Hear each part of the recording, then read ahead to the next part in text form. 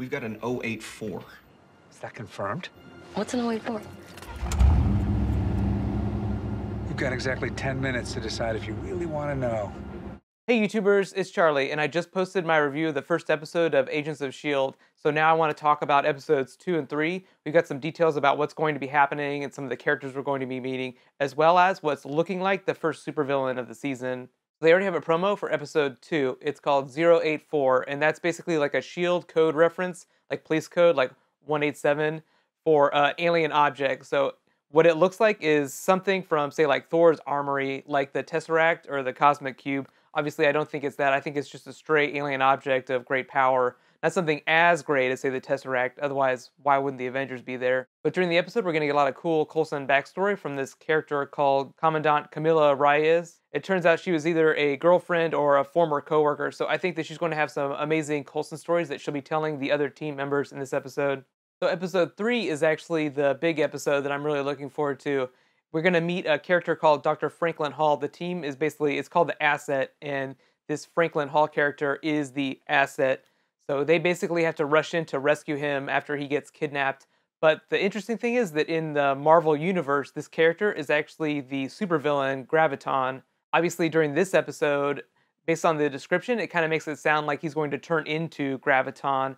So he might reappear throughout the series. I don't know if he'll be the big bad, but I think they're kind of setting it up that way. They also might use his character to tie into some of this Project Centipede that they talked about in the first episode. If you remember the tech on J. August Richards' arm, his procedures were basically a combination of Extremis and Chitauri tech. So I'm guessing that Dr. Hall actually has something to do with this too. It is important to note, though, that the character does not start out as a supervillain, so I think when they meet him in this episode, he'll just be a normal scientist working on super secret government projects. That's totally normal, right?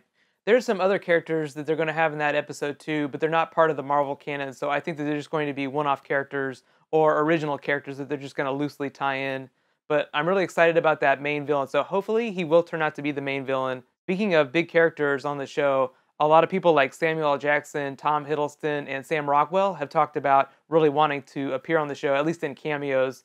So I expect Samuel L. Jackson would probably be the first of that bunch just because he's Nick Fury, he's director of S.H.I.E.L.D. Obviously, they're probably going to try and work him in some brief cameos, at least throughout the season, if not the season finale. And obviously, Tom Hiddleston is not going to be in any Marvel movies after Thor 2 for a while, so I think they're really going to try and work him into, at least in reference, if they can, especially since the Thor movie is coming up, so they just kind of want to dovetail on the popularity and the marketing that they're doing around that movie. I have not mentioned Colby Smulders, though. Remember, she's in the final season of How I Met Your Mother. Obviously, they're already done shooting that, so she's moving on to other things now, so she's going to pop up throughout this season. She's not going to be a series regular. That means she's not going to be featured in all the big scenes, but whenever they're at S.H.I.E.L.D. headquarters, I would expect to see her. And up to the top now, Joss Whedon has actually been working overtime on a lot of these first couple of episodes. Marvel kind of airlifts him in to fix scripts whenever things are in trouble. He actually went to the Thor set and helped Alan Taylor fix the Thor movie while they were shooting it.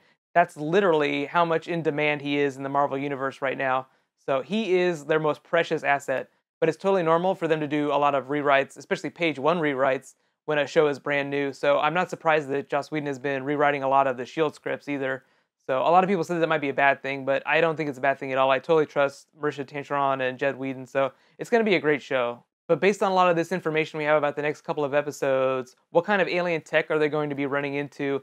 And what is this new villain going to be? Is he going to be the big villain? Is he going to turn into Graviton? Remember, they said they're not going to include too many characters from the Marvel movie universe. So I'm interested to see how many C and D level villains end up popping up on the show over season 1. Like I said, I'll be doing Agents of S.H.I.E.L.D. videos every Tuesday night. Be sure to subscribe to get them. I'll try and post them as soon as possible after the broadcast, but a lot of times when I do 2 videos like I did tonight, it just takes me a little bit longer to get them out. Thank you so much for watching. In the meantime, you can actually watch my review of that first episode here, and you can watch all my other Marvel videos by clicking here. Thank you so much. You guys are amazing. See you tomorrow. High fives.